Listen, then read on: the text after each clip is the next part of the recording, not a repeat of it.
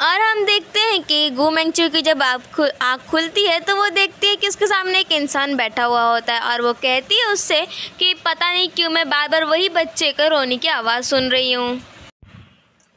तो जब गु मेंगचू की नींद खुलती है तो वो देखती है कि उसके सामने कोई बैठा हुआ होता है और वो उससे कहती है कि मैं फिर से वही बच्चे के रोने की आवाज़ सुन रही हूँ और मैं अभी भी वो सपना देख के बहुत ज़्यादा घबरा जाती हूँ। और उसके बाद वो कहती है कि वैसे तो वांग मिंग जब पकड़ा गया है तो जाहिर सी बात है कि अब उंगलियां हम पे नहीं उठेगी, यानी कि अब हम सेफ हैं। उसके बाद वो ये सब देख के और सुन के और सोच के उसे रोना आता है और वो रोने लगती है कि आखिर वो बच्चे के जो ख्वाब है उसे बार बार क्यों आ रहे हैं। तब तक उसे फ़ोन आता है किसी का तो वो कहती कि नहीं मुझे नहीं चाहिए, बट वहाँ से आवाज़ आती कि मतलब है बहुत इम्पोर्टेंट है।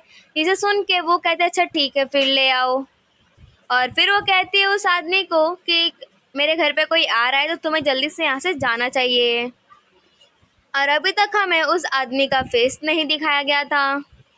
फिर हम नेक्स्ट सीन में देखते हैं जहाँ पर गु मेंगचू के पास जो मिस्टर झांग थे उनका जो असिस्टेंट था वो आया होता है एक डब्बा लेके और कहते हैं कि एक्चुअली मेरे मास्टर ने आपके लिए 1 साल का पूरा ड्रेस पहले से बना रखा है।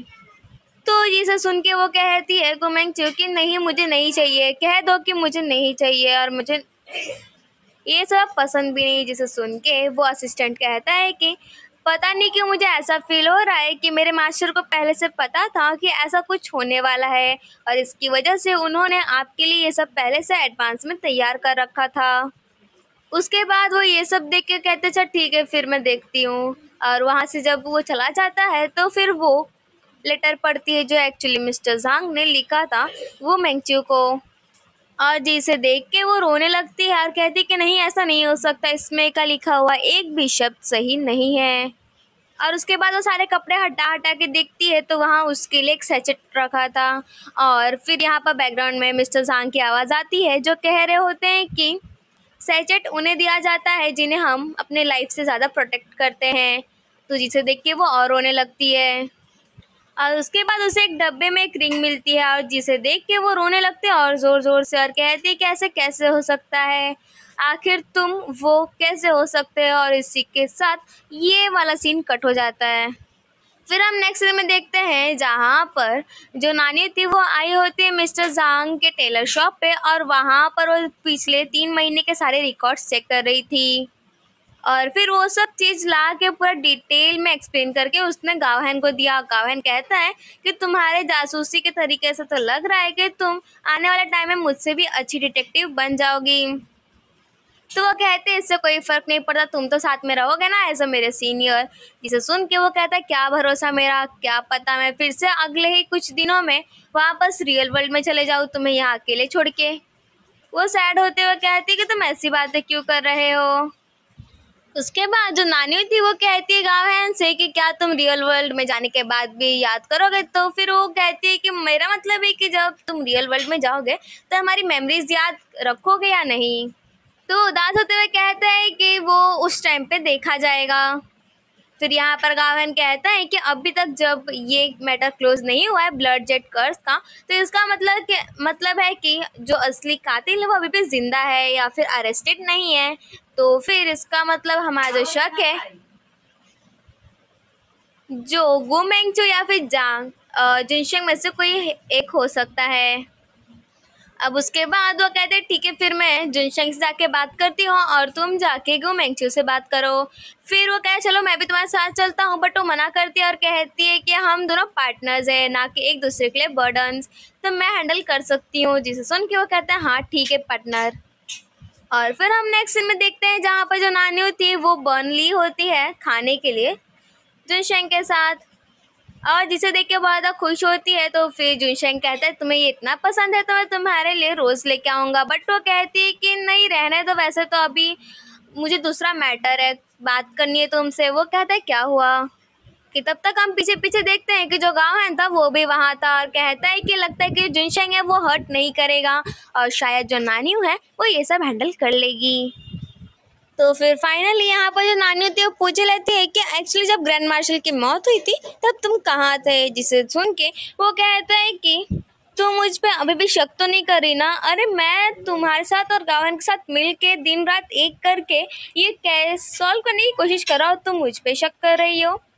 और वैसे भी मुझे तो ये समझ में नहीं आ रहा कि आखिर तुम और गावन मेरे डैड के केस में इतना क्यों इन्वॉल्व हो रहे हो। इसे सुन के वो कहते हैं एक्चुअली हम लोग डिटेक्टिव है ना, तो ऑफकोर्स हम लोग कोई केस को लेके थोड़ा ज़्यादा ओवर रिएक्ट कर लेते हैं। उसके बाद वो कहते कि अच्छा ठीक है, फिर जब केस सॉल्व हो जाएगा तब। तुमने मुझे एक बार कहा था कि जब केस सॉल्व हो जाएगा तो उस टाइम पे तुम गावन के साथ यहाँ से चली जाओगी। अब जिसे सुन के नानियों कहते कि अब इसका कोई भरोसा नहीं है कि हम लोग साथ में यहाँ से जाएंगे या नहीं।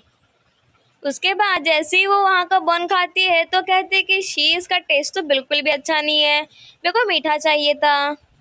तो वो उसे फेंक ही रही होती है कि अब तक जुनशेंग कहता है कि कड़वी चीज़ से मैं तुम्हें हैंडल करता हूँ, तुम्हारे लिए। जिसे सुन के वो कहते छोड़ो। अब यहाँ पर जो जुनशेंग था वो कह रहा चलो मैं तुम्हें कुछ मीठा खिलाने ले चलूँ। वो कहती नहीं मुझे तुम घर लेके चलो, बट वो बहुत ज़्यादा इमोशनल हो जाता है और कहता है कि क्या सच में तुम नहीं रुक सकती, इवन दो फॉर मी। इसे सुन के वो फिर से कहती कि मैं तुम्हें स्टार्टिंग टू एंड एक ही बात बताई है कि जो तुम्हें पसंद करी थी वो लेडी यू थी, ना कि मैं। जिसे सुन के वो कहता है जुनशेंग की बट मेरे आंखें सिर्फ तुम पे है। कि तब तक यहाँ पर एक लड़की को देखते हैं जो जुनशेंग के पैरों में गोली मार देती है और इन लोग का इतना थोड़ा सा सैड मोमेंट यहाँ पर ब्रेक हो जाता है।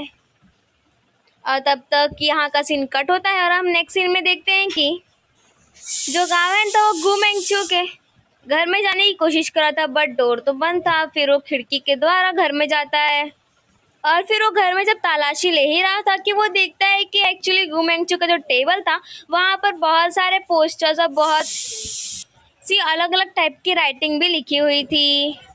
फिर वो सारी राइटिंग्स वो मैच करता है वहाँ पर रखी हुई पेंटिंग्स के साथ। और फिर हम नेक्स्ट में देखते हैं वही लड़की को जिसने जुनशेंग को गोली मारा था, वो यहाँ वहाँ उसे ढूंढ रही थी।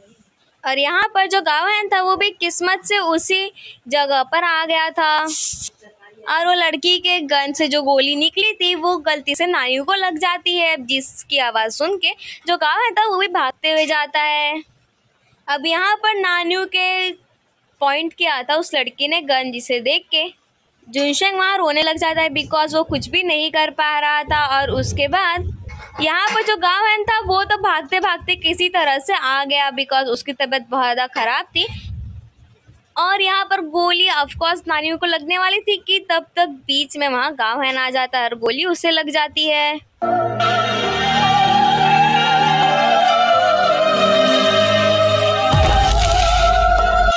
अब यहाँ पर नानियों को अचानक से एक जोर का झटका लग जाता है कि आखिर यहाँ हुआ क्या एक सेकंड के लिए। और जुनशेंग यहाँ पर बेबस पड़ा था बिकॉज वो जिंदा रहे कि ये सब कुछ देखने के बावजूद किसी को नहीं बचा पा रहा था। और इसी के साथ हमारा एपिसोड 20 यहीं पर हो जाता है खत्म। Thank you, bye bye.